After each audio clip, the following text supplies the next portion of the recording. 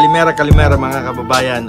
Narito na naman po ako, si Rafaelo, at magbabahagi po sa inyo ng mga konting update sa mga pangyayari dito sa Greece, ano? About dito sa ating hiring sa Greece.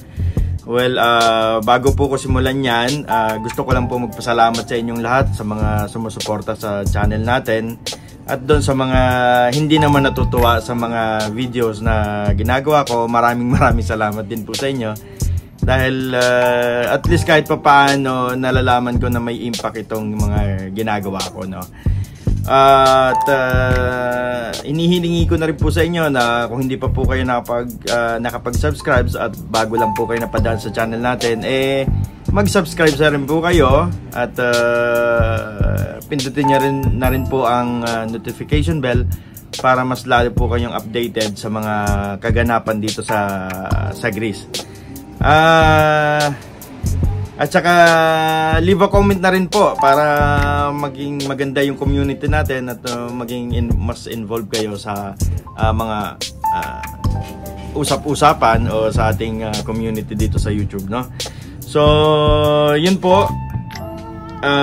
Meron po akong gustong ibalita sa inyo tungkol po dito sa mga placement agencies, no? Ito nga po ay nabanggit na rin po sa amin dati ng ating Migrant Workers Office nung nagkaroon po sila ng reach out dito, na pinag-uusapan na po nila ito ng Ministry of Foreign Affairs ng Greece para mas makontrol at mas malesen po ang corruption or ang scam sa hiring dyan sa Pilipinas. Dahil nga po bago lang ang Greece sa ganitong process ng pag-hiring, kaya hindi pa rin po nila masyadong naipapolish yung batas na ibinaba nila nung 2003, no?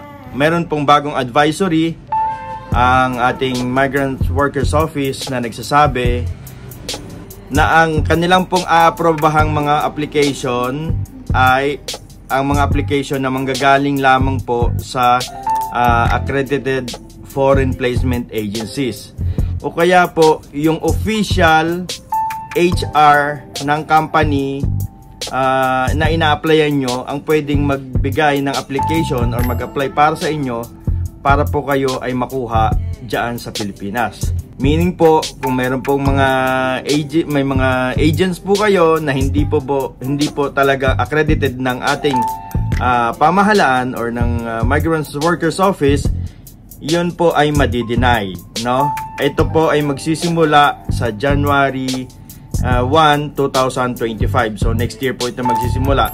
So kung kayo po dyan sa Pilipinas nakapag-apply na or may nagre-recruit sa inyo, sisiguraduhin nyo po na yung pong ka-tie-up nilang agency dito sa Greece ay accredited po ng ating pamahalaan ng Migrant Workers Office. Dahil kung hindi po, yan po ay madi-deny lang at sayang lang po yung ibibigay ninyo sa kanilang advance payment or ng kanilang agency fees, no? So yan po ang bagong update sa ngayon, no? Sana po ay nabigyan ko kayo ng konting informasyon. Inuulit ko po, kung kayo po ay bago pa lang sa ating channel, mag-subscribe na po kayo at marami po kayong matalaman dito. And check out nyo na rin po yung mga previous videos ko, kasi marami pong nagtatanong sa akin magkano bang gagastusin, ilang buwan bang process. Okay. Yan po ay natalakay ko na po doon sa mga ibang videos ko. So please, kung meron po kayong katanungan, before kayo magtanong, check nyo po muna yung ating mga ibang videos. Ano? Maraming salamat po. At ito po muli, si Rafaelo, nagpapaalam mula sa Greece.